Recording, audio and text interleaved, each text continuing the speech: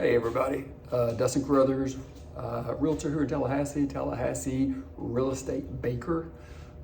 First video testing. I'm going to show you how to make my mom's banana pudding. And this is a lesson in learning, so easy as we go. So we're going to do some flour, sugar. Once I get better at this, I'll have the recipe or I'll try to add it in comments, descriptions, whatever that is. So sugar and flour, because you're making your own homemade vanilla pudding for it. Egg yolks, incorporate the sugar, flour, and egg yolks together. So that's when your flour, sugar, and egg yolks. Then we're gonna add milk. All right, mix that in, and then you'll start off on low heat. Milk, kind of move everything around, make sure everything's off the bottom. And then like Hannah Taylor, if y'all know her, I think it's Lily Lou Tay. She always like a little extra if you're sexy.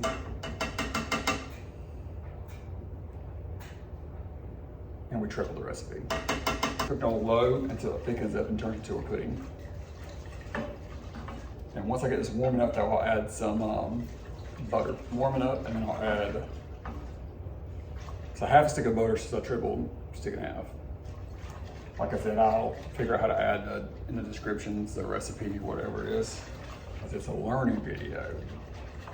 First one's a learner. My butter up so it helps it melt easier. But I've been letting it sit out so it's closer to room temperature than refrigerated. I think if I'd known I was gonna start doing videos in here, I would have rearranged the way I designed this kitchen, because we completely remodeled this house, and I'm gonna do a video of that with some pictures before. Maybe, I think I have some walkthroughs before we did anything to it. And then I'll show all the updates we've done and the renovations. That was my first time doing a complete reno job on a house, but it's not as hard as you think it is, but you just gotta be watching out for contractor problems, which, yes, but with a good realtor, they can take care of that and handle it for you. All right, so it's starting to thicken up. And the reason you want to thicken up is this pudding, but also you're layering your banana pudding, a layer of vanilla wafers, slices of banana, pudding, vanilla wafers, bananas, pudding. And then you're gonna put at the end, we're gonna take and put a egg white meringue on top and kind of toast it in the oven for a true Southern banana pudding. Oh, and this pot here, it actually was my mom's, and she always made her banana pudding in it. So one of those old club pots. You can kind of see how that's thickening up to pudding.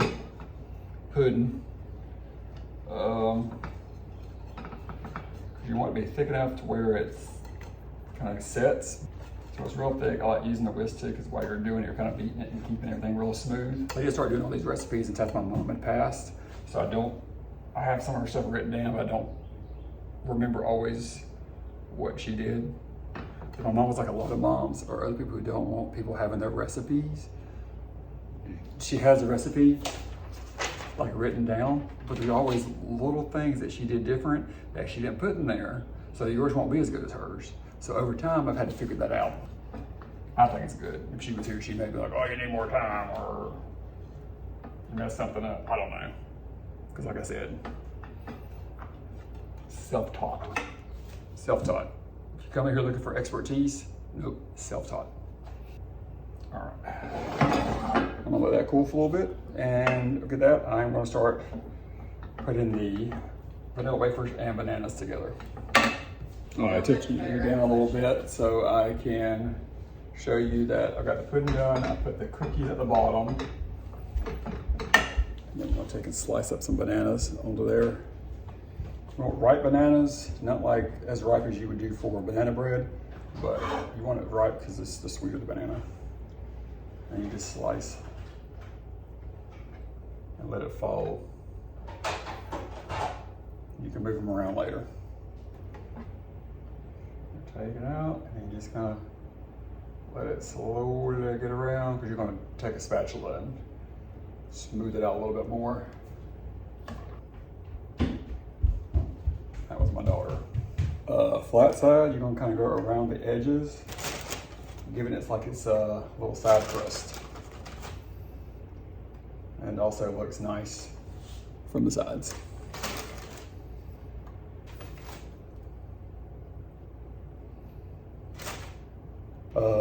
Nilla wafers, bananas. Go back with the last layer of pudding.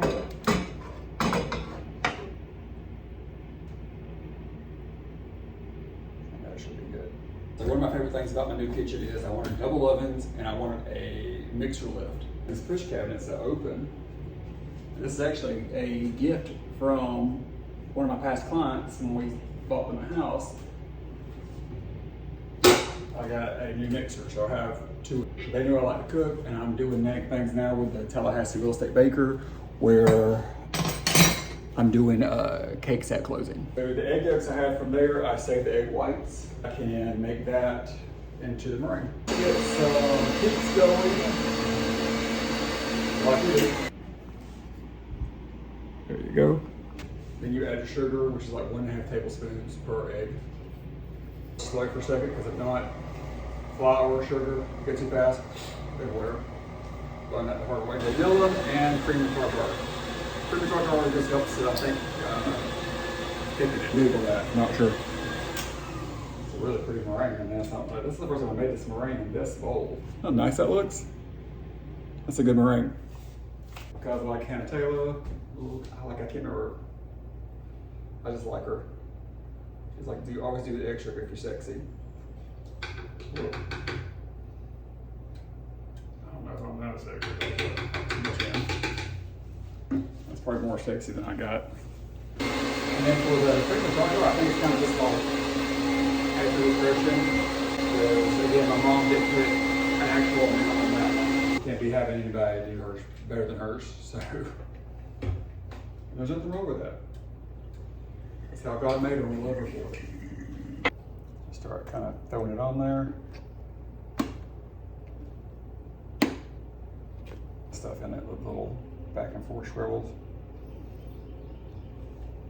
And you do with a spoon, you pop it. Just kind of pop it around like that, and it makes these little curls. And as a kid, we used to get in trouble because me and my brothers were running there. After she'd spit it in the oven, we get in trouble because after she would bake it for a second, my brothers now would run in there, and you'll see these little curlies kind of get toasted. Because we go in there and pop them off and eat them. So it's been in there about 350 for, I don't know, 15 minutes or so. Maybe could have gone a little longer, but if you go too long, it makes the meringue shrink. So better safe than sorry. It tastes great.